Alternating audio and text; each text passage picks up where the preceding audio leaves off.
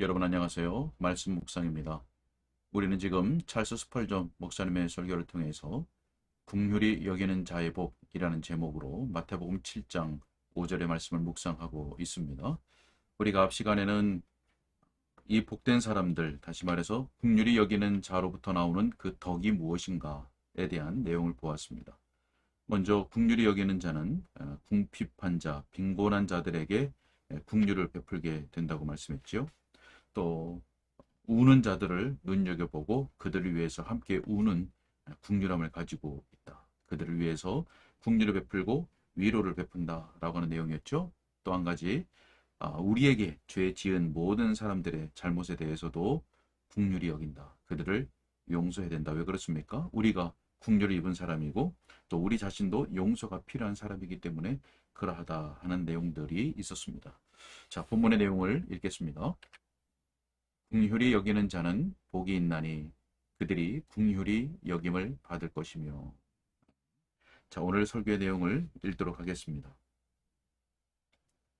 자, 그러나 이 긍휼히 여기는 마음은 그보다 훨씬 더 가치가 있습니다.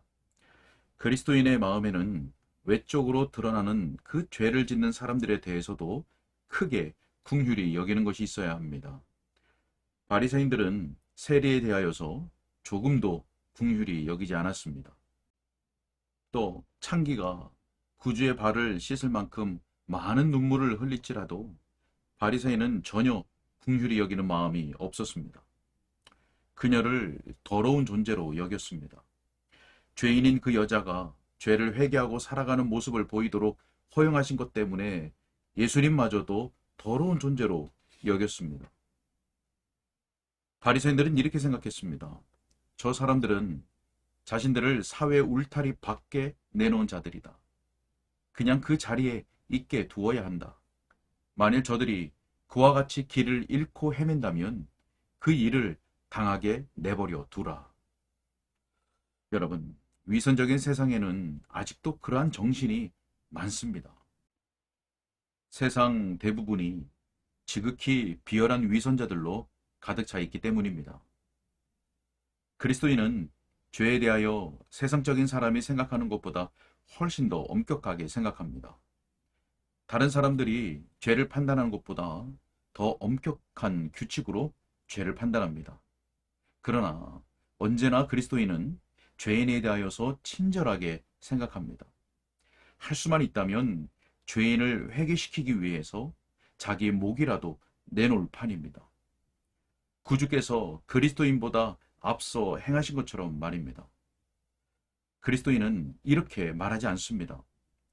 거기 가만히 서 있고 나에게 가까이 오지 마시오. 나는 당신보다 더 거룩하니까요. 여러분, 오히려 그리스도인은 이 땅에서 죄인들에게 다음과 같이 외치는 것을 자신의 주요 관심사로 삼습니다. 보라, 세상 죄를 죽어가는 하나님의 어린 양이로다. 이처럼 긍휼히 여기는 그리스도인은 아무도 내쫓지 않는 사람이고 어느 누구도 보잘것없게 보지 않는 사람입니다. 그는 가장 타락하고 가장 패역한 자들이라도 그리스도께 인도할 수만 있다면 기뻐할 것입니다. 우리는 이 거룩한 일에 혼신의 힘을 다 쏟는 사랑하는 형제들을 존귀하게 여깁니다. 그들이 하나님 앞에서 낮은 데로 내려가면 갈수록 그들의 영예는 더 커집니다. 타락한 사람들, 멀리 벗어나 방황하는 사람들에게 관심을 갖는 이 긍휼히 여기는 자는 복이 있습니다. 왜냐하면 그들이 긍휼을 얻을 것이기 때문입니다. 자, 그러나 참된 그리스도인은 모든 사람들의 영혼을 불쌍히 여깁니다. 그리스도인은 세상 사람들이 극히 타락한 계층이라고 부르는 그 사람들에게만 관심을 두지 않습니다. 오히려 인류 전체가 타락한 것으로 간주합니다. 그리스도인은 모든 사람들이 하나님을 떠나 길을 잃었음을 압니다. 영원한 자비가 그들의 구원을 위해서 임하기까지는 그들 모두가 죄와 불신앙 가운데 갇혀 있음을 아는 것입니다. 그러므로 불쌍히 여기는 마음은 존경을 받을 만한 사람들, 또 부자들, 위대한 사람들을 향합니다. 그리스도인은 흔히 왕들과 왕자들을 불쌍히 여깁니다. 왜냐하면 그들에게는 진리를 말해줄 사람들이 극소수에 불과하기 때문입니다. 또 가련한 부자들을 불쌍히 여깁니다. 왜냐하면 가난한 노동계층을 회심시키려는 노력들은 많이 하는 반면에 귀족과 공작 부인들을 회심시키고 백작들과 같은 큰 죄인들이 예수 그리스도를 알게 하려는 노력은 거의 행해지지 않고 있습니다. 그리스도인은 그들을 불쌍히 여깁니다. 모든 민족들에게 긍휼의 마음을 품습니다. 이방의 어둠 가운데 있는 족속들, 교황제도 아래 갇혀 있는 자들을 불쌍히 여깁니다. 은혜가 모든 사람들에게 임하고 복음이 모든 거리에서 선포되고 모든 아들, 딸들이 다 주 예수 그리스도를 알게 되기를 갈망합니다. 그는 모든 사람들에 대한 사랑을 가지고 있습니다. 형제 여러분, 제가 여러분에게 간청하는 바는 거듭난 성품의 이 참된 본능을 결코 하찮은 것으로 여기지 말라는 것입니다. 위대한 우리의 선택 교리는 우리에게 정말 보배롭습니다. 우리는 그 교리를 확고하게 붙잡아야 합니다. 그러나 어떤 사람들은 그 교리로 자기 동료들을 사랑하는 그 열성을 쉽게 만드는 데 사용합니다. 그들은 이웃들의 회심을 위하여 많은 열심을 내지 않는 것처럼 보입니다. 그저 가만히 앉아서 게으름을 피우고 있어도 하나님의 경륜과 목적이 이루어질 것이라고 믿습니다. 형제 여러분, 물론 하나님의 경륜과 목적은 성취될 것입니다. 그러나 다른 사람들을 예수님께 인도하는 그 마음이 뜨거운 그리스도인들을 통해서 그 일이 성취될 것입니다. 주 예수님께서 자신의 영혼이 수고한 것을 보실 것입니다. 그러나 그 일은 한 사람이 구원받고 그 구원받은 사람이 또 다른 사람에게, 그 사람이 또 다른 사람에게 구원을 말해주는 그 일을 통해서 이루어질 것입니다. 그런 식으로 거룩한 불이 퍼져나가서 결국 온 땅이 그 불길에 휩싸이게 될 때까지 그리할 것입니다. 그리스도인은 모든 사람을 긍휼히 여깁니다. 모든 사람들이 구주를 알게 되기를 간절히 갈망합니다. 또한 그들을 위해서 기도합니다. 그리스도인은 어떤 방도를 통해서든지 하나님의 성령의 능력을 힘입어서 죄인을 잘못된 길에서 돌아서게 하거나 또 그렇게 하여서 한 영혼을 사망에서 구원하고 허다한 죄들을 덮을 수만 있다면 그것이야말로 그리스도인의 큰 기쁨 가운데 하나입니다. 자, 이 긍휼히 여김에 관해서 말씀드릴 것이 많이 있습니다. 그 주제는 너무나 광대하여서 상세한 것을 모두 말씀드릴 수는 없을 것입니다. 그것은 분명 그 바탕에 하나님을 사랑하는 것이 들어 있습니다.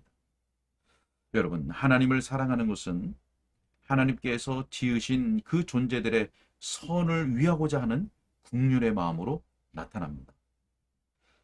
긍휼히 여기는 사람은 짐승에게까지 그 인자함을 베풉니다. 저는 말에게 잔인하게 구는 사람을 경건한 자라고 믿지 않습니다. 물론 어떤 때에는 회초리가 필요합니다. 그러나 잔인하게 회초리를 사용하는 사람은 분명 회심한 사람일 리가 없습니다. 때로는 거리에서 보면 하늘의 하나님께서 화를 내며 내려오셔서 짐승들에게 잔인하게 구는 사람들을 심판하셔야 할 것 같은 광경들도 보게 됩니다. 인간의 필요를 위하여서 할 수 없이 저등한 동물에게 고통을 가해야 할지라도 그리스도인의 마음은 아픔을 느낍니다. 그래서 하나님께서 손으로 지으신 피조물이 불필요한 고통을 견디지 않도록 하기 위해서 가능한 모든 수단을 강구하려고 힘쓰는 것입니다. 옛적에 어떤 선원이 한 말에 진리가 들어 있습니다.